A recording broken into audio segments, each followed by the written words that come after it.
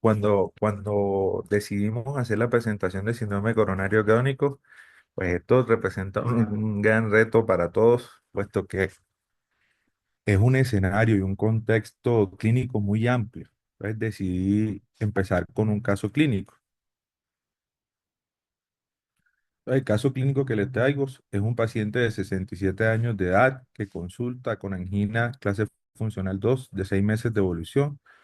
Un paciente con hipertensión arterial, diabetes mellitus, dislipidemia y enfermedad arterial periférica como antecedente. Este paciente pues había recibido tratamiento con losartán y metoprolol y no había tenido hospitalizaciones. Al examen físico, pues un paciente sin ningún hallazgo clínico significativo, ruidos cardíacos rítmicos, sin soplos y un murmullo vesicular conservado.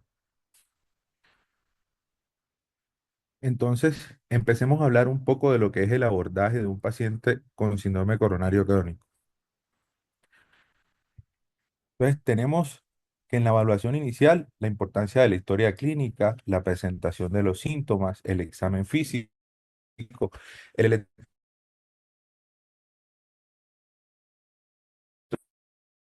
electrocardiograma, marcadores que nos ayudan a hacer una aproximación hacia el paciente con enfermedad cardiovascular y las pruebas de función pulmonar, radiografía de tórax, que son exámenes que también nos pueden ayudar a hacer un diagnóstico diferencial y a evaluar entre causas cardíacas y no cardíacas de dolor torácico.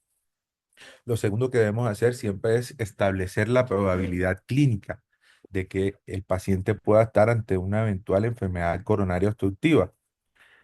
Tradicionalmente hemos utilizado los criterios de Diamond-Forrester que utilizábamos para decir si el paciente cursaba con una angina eh, típica o angina atípica.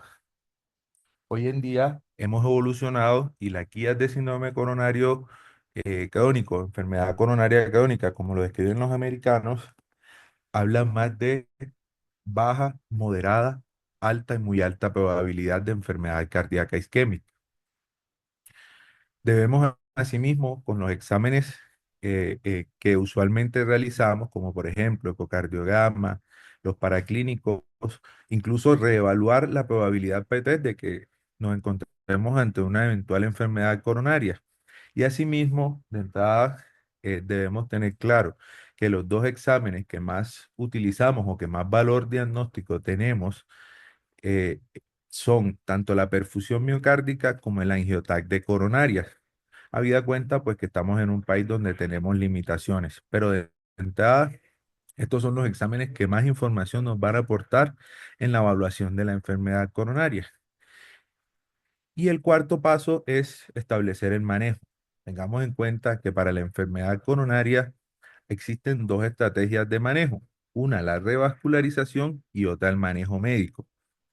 Es importante tener claro que la revascularización, sea de forma percutánea o de forma quirúrgica, debe ir siempre acompañada del manejo médico de la enfermedad coronaria. Entonces tenemos que los síntomas que usualmente encontramos es el típico dolor torácico, retroesternal, opresivo, ansiedad de miembro superior izquierdo, cuello, mandíbula, que usualmente es desencadenado por el ejercicio o por eh, estrés emocional y que usualmente el paciente pues presenta dolor, pero mejora con el reposo. Hoy en día también se tiene en cuenta la disnea como un equivalente anginoso a la hora de la valoración de la probabilidad de enfermedad coronaria. Pues, es la reciente guía liberada y pues recordar la clasificación de la Sociedad Canadiense para la valoración de la angina, donde aquel paciente que presenta una angina grado 1 es aquel paciente que se presenta los síntomas con ejercicio muy extenuante y la grado 4 es aquel paciente que presenta angina en reposo. Todo paciente con dolor torácico, pues en su valoración debe tener un electrocardiograma de 12 derivaciones para hacer el diagnóstico diferencial de un síndrome coronario agudo y un síndrome coronario crónico. Asimismo, la valoración de las toponinas para evaluar injuria miocárdica. Entonces, el paciente que comenté inicialmente es un paciente con angina, CF2, 6 meses de evolución, con factores de riesgo cardiovasculares este paciente se realizó un electrocardiograma y el electrocardiograma mostró un ritmo sinusal con unos cambios muy llamativos en toda la pared anteroseptal que sugirieron un infarto anterior evolucionado. Entonces ya tenemos un paciente con factores de riesgo cardiovascular que está consultando con angina, que limita la capacidad para realizar ejercicio y que tiene un electrocardiograma que de entrada nos está mostrando que hay unos cambios sugestivos de enfermedad coronaria. Este paciente le realizamos todos los paraclínicos pertinentes recomendados por la guía: perfil lipémico, hemograma, creatinina, hemoglobina glicosilada, y encontramos dentro de los hallazgos que hay una dislipidemia significativa con unos niveles de colesterol LDL de 196 y una hemoglobina glicosilada de 8, lo cual sugiere una diabetes no controlada. Asimismo, la guía recomienda la realización de un ecocardiograma para la valoración de la función sistólica, función diastólica, evaluar si hay o no trastornos regionales de contractilidad o alguna otra cardiopatía que pudiera documentarse por ecocardiograma. Entonces, este es el ecocardiograma del paciente. Este es un paciente real del día a día de los que nos encontramos usualmente en la práctica clínica y observamos que es un paciente que de entrada encontramos un ventrículo izquierdo con una hipertrofia significativa, con unos trastornos de contractilidad descritos en este ecocardiograma como hipoquinesia anteroseptal e inferoseptal, anterior apical y una fracción de eyección de 54%, como hallazgos más significativos. En resumen, tenemos un paciente angina CF2, diferentes factores de riesgo cardiovasculares, un electrocon, un infarto anteroseptal y un ecocardiograma con trastornos de contractilidad en pared anterior y con una función sistólica preservada por una FEBI de 54%. Entonces, ¿cómo se debe hacer el abordaje del dolor torácico de este paciente? Muy sencillo, la guía nos recomienda la evaluación de la probabilidad PETES con una nueva escala que proponen y que tiene en cuenta otros factores diferentes a lo que veníamos haciendo tradicionalmente. Entonces, esta es la nueva escala, la escala de la probabilidad PTES que recomienda la Sociedad Europea, donde vamos a tener en cuenta las características del dolor, si el paciente presenta disnea o no, y esto nos va a dar un score. Este score nos manda a una tabla, pues que de entrada, de acuerdo al puntaje 1, 2 o 3, vamos a clasificar a nuestro paciente y vamos a tener en cuenta factores como la edad y si el paciente es masculino o femenino. Entonces, para el caso que eventualmente estamos presentando, tenemos un paciente con un dolor de características anginosas, el típico dolor torácico sugestivo de enfermedad coronaria, nos da un score de 3 puntos. Y por otro lado, tenemos que este paciente tiene factores de riesgo cardiovasculares como tabaquismo, dislipidemia, hipertensión y diabetes. Entonces tenemos 3 puntos por las características del dolor, el paciente es masculino, y por los 4 factores de riesgo que tiene este paciente, nos da aquí en este valor que es 39. Esta escala básicamente es hecha para evaluar la probabilidad en pacientes de muy bajo, bajo o riesgo moderado. Pacientes que tengan muy alta probabilidad o riesgo de enfermedad coronaria, pues es evidente que lo que necesitarían sería una arteriografía coronaria. Es que entonces en este escenario, en estos 3 escenarios particularmente, son los que nos generan más dudas a la hora de abordar la enfermedad coronaria. Entonces le decía que la guía da recomendaciones más sólidas para estos 3 escenarios: muy bajo, bajo y riesgo moderado. En nuestro caso, con lo que tenemos hasta ahora, tenemos un paciente que de entrada podría ser de riesgo moderado a riesgo alto. Y para estos escenarios, la guía recomienda la realización de una angiotat coronarias o una prueba de imagen funcional que sería una perfusión miocárdica. O también una resonancia con protocolo de Stáez o un ecocardiograma Stáez, que es lo que más comúnmente podemos encontrar. Si observamos esta tabla, la guía no recomienda la realización de pruebas de esfuerzo. Es importante tener en cuenta que las pruebas de esfuerzo solamente quedan para aquellos escenarios donde o lugares donde no tenemos la posibilidad de realizar otro examen. Pero ustedes pudieran decirme, en qué escenario podría yo preferir realizar una angiopatía de coronarias o una prueba de perfusión miocárdica. Lo ideal sería, si nuestro paciente tiene antecedentes de enfermedad coronaria, lo que se prefiere es realizar una perfusión miocárdica, y si el paciente no tiene antecedentes de enfermedad coronaria, podríamos decidir la realización de una angiopatía de coronarias.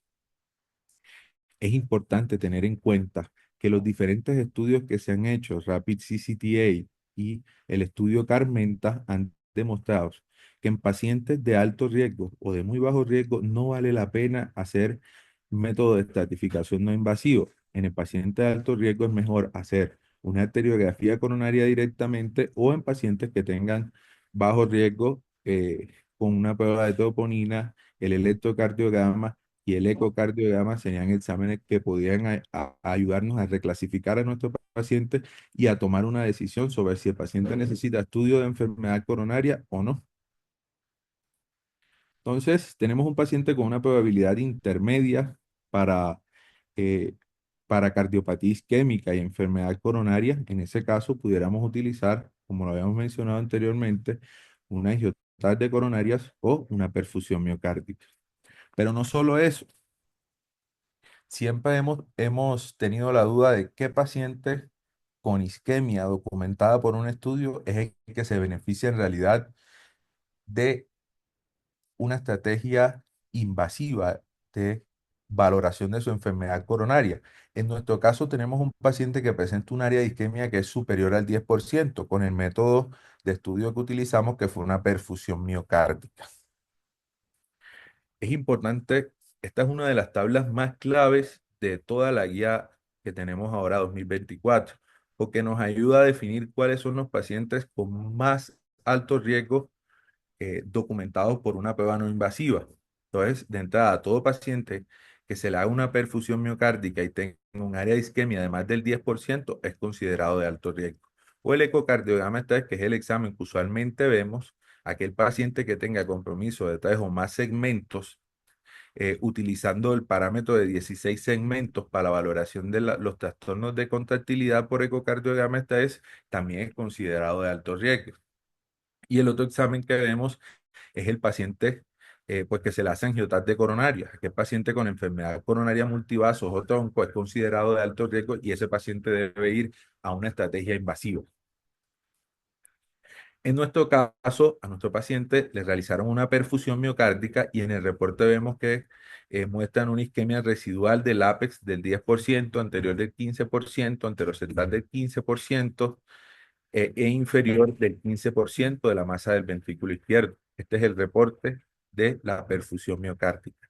Si vemos en cuanto a territorio anterior, vemos que tenemos más de un compromiso de masa ventricular de más de 30, entre 30 y 40%, lo cual de entrada nos los categoriza como un paciente de alto riesgo. Y quiero que se lleven un mensaje muy claro. ¿Cuál es el paciente que yo voy a ir con intención de revascularizar o de ofrecerle algún manejo en específico en el escenario de síndrome coronario crónico? Lo ideal es que el paciente sea un paciente, pues, que presente síntomas, que presente el hallazgo de isquemia y que presente viabilidad. Dentro de todo esto, les decía, hay diferentes métodos diagnósticos. Uno de los métodos diagnósticos con mayor sensibilidad y especificidad es la resonancia, donde el criterio para definir isquemia severa también es la detección de trastornos de contractilidad en más de tres segmentos, y la valoración de la viabilidad. El parámetro más confiable sería el índice de transmuralidad, donde si este pues es menor a 50%, tiene más probabilidad de beneficiarse de una estrategia de revascularización. Entonces, con todo esto, en la clínica del paciente, los hallazgos electrocardiográficos, los hallazgos en el ecocardiograma de trastornos de contractilidad y la perfusión miocárdica positiva, este paciente fue llevado a una arteriografía coronaria. Entonces, esta es una proyección que utilizamos para ver la arteria descendente anterior. Es este vaso acá que se ve con limitado flujo y limitado llenado, sugiriendo ya de entrada enfermedad de la arteria descendente anterior. Entonces, aquí observamos una proyección oblicua derecha con craneal, que es la proyección que usualmente vemos para pintar la arteria descendente anterior, y observamos una oclusión total funcional de la arteria. en su segmento medio, por debajo del nacimiento de la primera diagonal. Esta es otra proyección. Acá vemos la oclusión de la arteria descendente anterior ocluida y la coronaria derecha sin lesiones angiográficamente significativas. Entonces tenemos un paciente con una enfermedad coronaria severa de un vaso descendente anterior, segmento medio, tercio medio. En este caso es un paciente pues que podemos tener claro que es una lesión severa, una oclusión total de la descendente anterior. Por lo tanto, aquí no hay dudas. Pero aquellos pacientes que sospechemos que cursan con lesiones intermedias, la guía recomienda la valoración fisiológica con índices tanto de reposo como algunos que se hacen a través de imágenes. Y entonces para ese caso pudiéramos realizar lo que se conoce como FFAR, IFR o QFR, donde la mayoría tienen un punto de corte de 0,8 y el IFR tiene un punto de corte de 0,89. Eso para evaluar si las lesiones son angiográficamente, si las lesiones son significativas. Cabe destacar que nuestro paciente, pues es evidente que la lesión es severa. Y eso nos puede ayudar, estos estudios nos pueden ayudar a valorar, nos pueden ayudar a determinar si nuestro paciente se beneficia de una intervención o no. Como les decía, si el paciente tiene una lesión severa, la indicación es intervención. Pero si hay una lesión intermedia, con estos índices yo puedo determinar cuáles son los que se benefician de intervención. Si tengo un paciente con un FFAR de 0,8 o más, ese paciente se difiere la intervención, o si el FFAR es menor a 0,8, ese paciente sí necesita intervención porque fisiológicamente la arteria es el compromiso de la arteria significativo. Lo otro que recomiendan para lesiones complejas, y esto desde el punto de vista de los estudios pues, que han salido recientemente, Renovate Complex PCI, la guía nos da una nueva recomendación sobre utilizar ultrasonido intravascular o tomografía de coherencia óptica con una recomendación 1A para la valoración de las lesiones complejas, sean tronco, bifurcación, todo este tipo de intervenciones. Y aquí les voy a mostrar unas imágenes de qué es lo que se hace hoy con tomografía de coherencia óptica. En la imagen superior a la derecha podemos observar las tres capas del vaso, la bifurcación.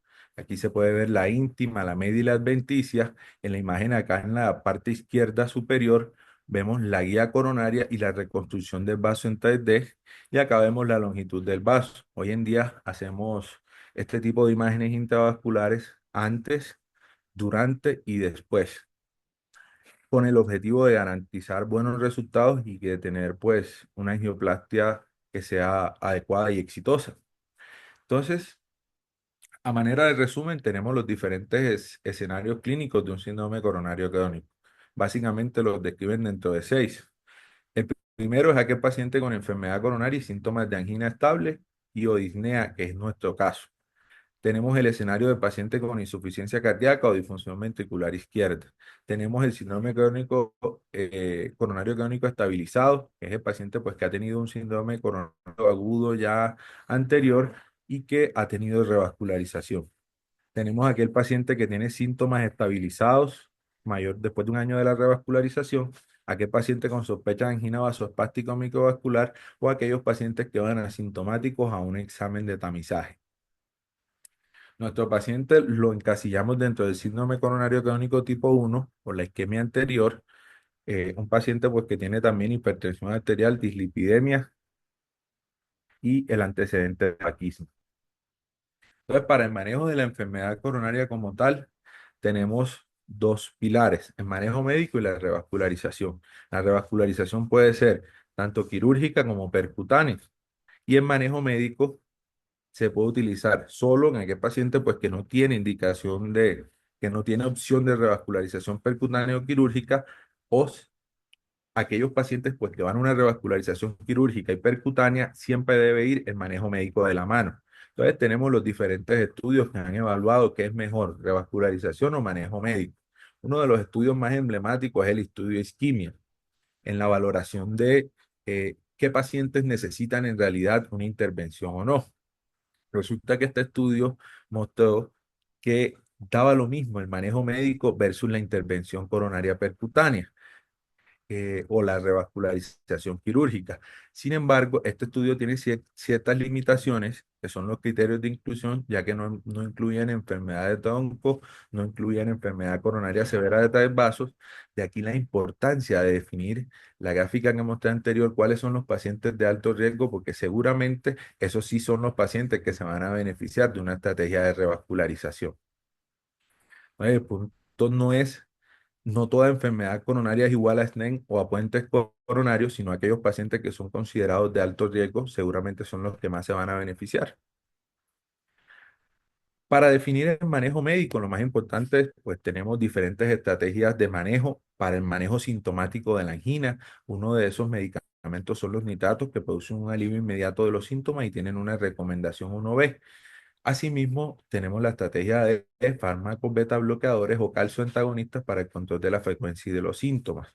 Pero en síndrome coronario crónico, lo más importante es utilizar un medicamento que se ajuste a las necesidades del paciente, sin producir inestabilidad, evitando los efectos adversos. Como por ejemplo, si yo tengo un paciente que tiene insuficiencia cardíaca, cardiopatía isquémica, seguramente ese paciente se va a beneficiar de un beta bloqueador. Si el paciente a pesar de tratamiento beta bloqueador persiste con síntomas y es un paciente con disfunción ventricular izquierda, es probable que se beneficie de medicamentos como ivabradina.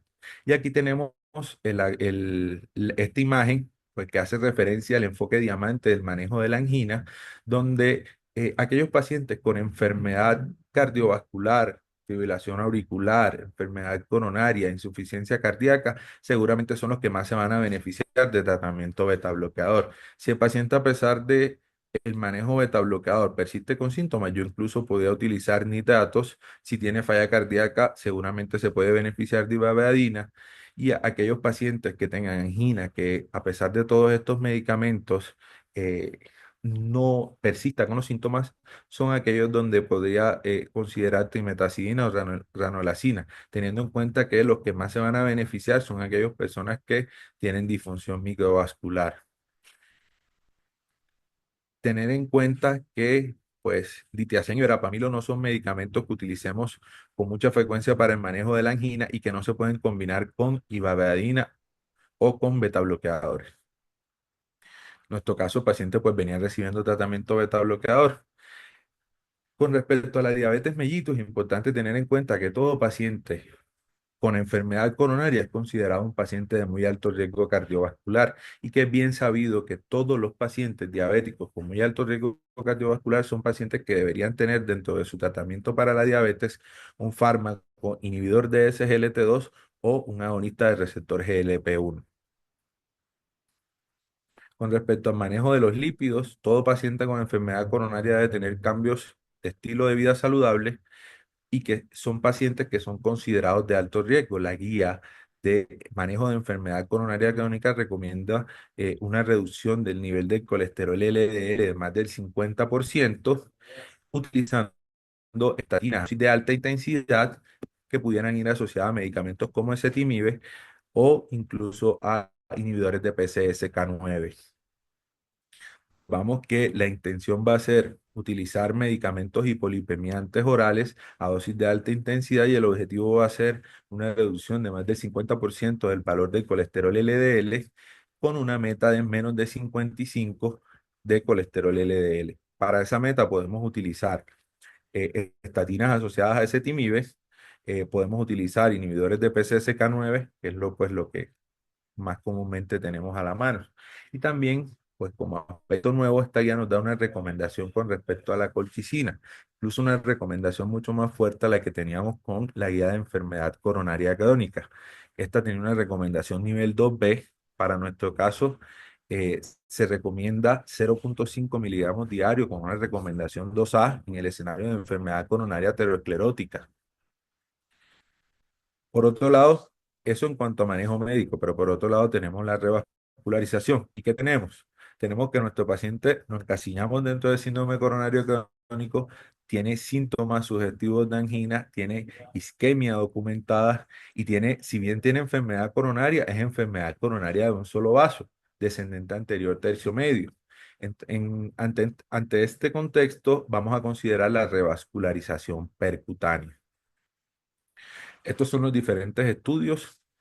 Tengan en cuenta dos estudios en particular, que es el estudio Stitch, el estudio Isquimia.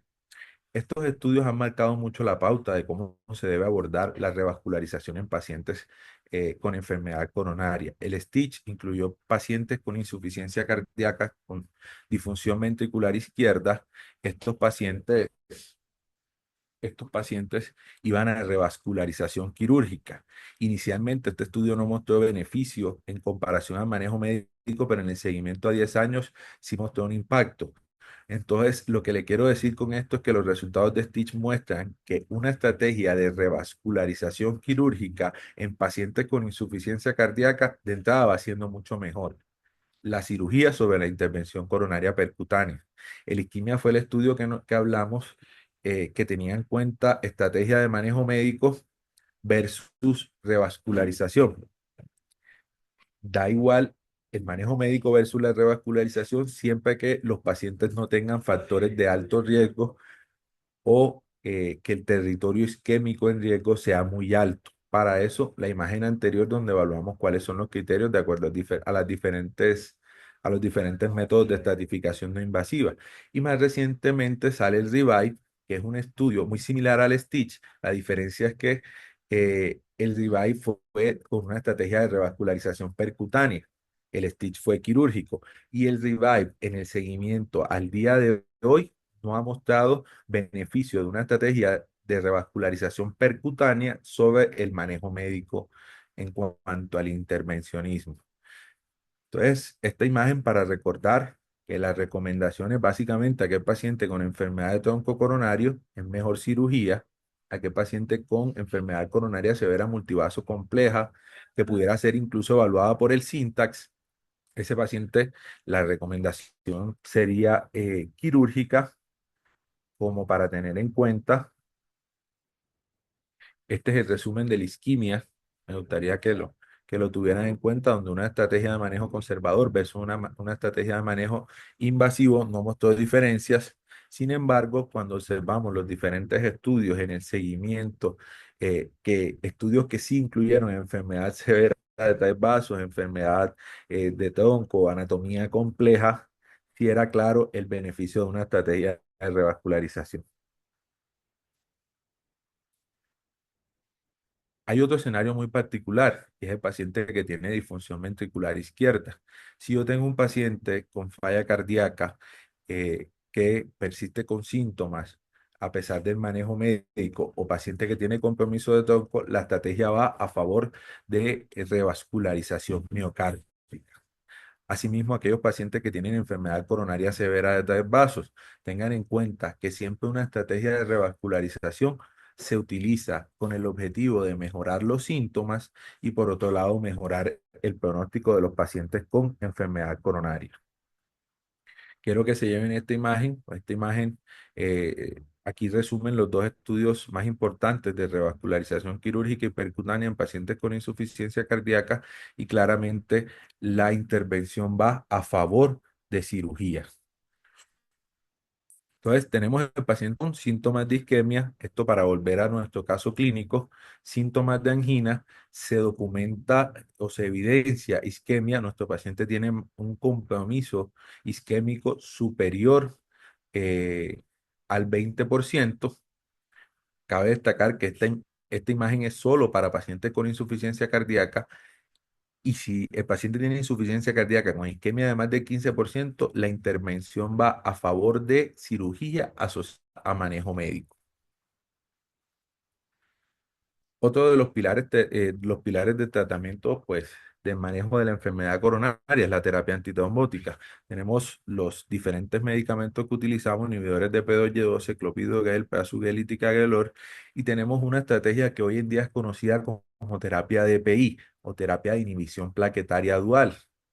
A través de un mecanismo mediado por los receptores PPAR, el rivaroxaban a dosis de 2,5 miligramos tiene un efecto antiplaquetario y por lo tanto hoy se recomienda también para el manejo de la enfermedad coronaria a largo plazo. Entonces tenemos el paciente, en este caso nuestro caso clínico, el paciente va a una angiografía coronaria, estamos en el escenario de un síndrome coronario crónico, el medicamento que se debe utilizar con dosis de carga en la sala de hemodinamia es clopidogrel, a diferencia de los otros medicamentos como ticagrelor o loroperazugel que utilizamos para el escenario de síndrome coronario agudo. ¿Qué hacemos? Tenemos el escenario de un paciente con síndrome coronario crónico que va a una intervención coronaria percutánea y que no tiene un infarto agudo de miocardio, por lo menos reciente. Debemos evaluar el riesgo de sangrado. Esto se hace con los criterios de High Bleeding Risk, pues que están disponibles en todas las guías de manejo de enfermedad coronaria. Y en ese caso, como les había dicho, mencionado anteriormente, la estrategia debería ser azaclopidogrel o asa asociada a ticagrelor, que son los que tienen estudios a largo plazo en manejo de enfermedad coronaria crónica. Asimismo, para la intervención de aquellos pacientes que consideramos cursan con enfermedad polivascular, debemos ir teniendo en cuenta que estos pacientes, posterior a los 2 meses de terapia antiplaquetaria dual, se van a beneficiar de una estrategia DPI, que es la terapia de inhibición plaquetaria dual en combinación de ASA con rivaroxaban. Entonces, asimismo, para aquellos pacientes que van a cirugía de revascularización en el contexto de síndrome coronario crónico y cursan con enfermedad polivascular, la estrategia será manejo con ASA en asociación con rivaroxaban.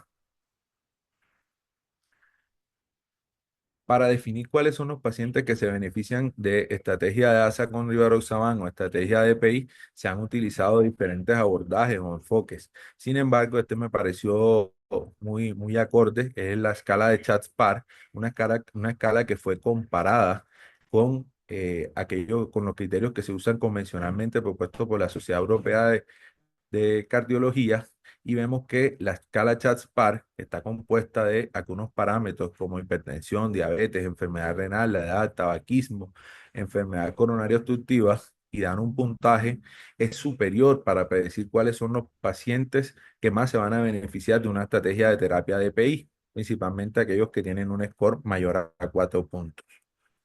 Entonces, como a manera de resumen, nuestro paciente fue llevado a revascularización percutánea con estén a la arteria descendente anterior. Se le dio terapia antiplaquetaria dual de ASA, clopidogrel, estatinas a dosis de alta intensidad en combinación con ezetimibe, manejo para la diabetes con un inhibidor de SGLT2, un fármaco beta bloqueador como antianginoso y colchicina como terapia antiinflamatoria. Este es el desenlace del caso. Estamos ahí en una proyección craneal, observamos que se hace angioplastia con balón. Aquí se está colocando un stent en la lesión de la arteria descendente anterior. Y en esta imagen final observamos el lecho permeable, el vaso de buen calibre, eh, con un flujo distal bueno. Miramos una angioplastia coronaria exitosa del tercio medio de la descendente anterior. Esta es la imagen angiográfica de control final, donde no hubo problemas. Eh, Tener siempre en cuenta los cambios en el estilo de vida, la vacunación contra COVID-19, influenza, neumococo, dar recomendaciones de estilo de vida saludable, la calidad del sueño, recomendaciones con respecto al estilo social, evitar la polución. Lo ideal es que el paciente tenga un peso adecuado, evite el uso de sustancias psicoactivas, alcoholismo. También hay que aconsejarlo sobre evitar el tabaquismo. Lo ideal es que el paciente siempre tenga una meta de colesterol LDL menos de 55, una hemoglobina glicosilada menor a 7, una presión arterial entre 120 y 130 de sistólica, que el paciente haga pues ejercicio de 30 a 60 minutos, pues al menos 5 días durante la semana. Eso era lo que tenía para compartir, pues quedo abierto a comentar.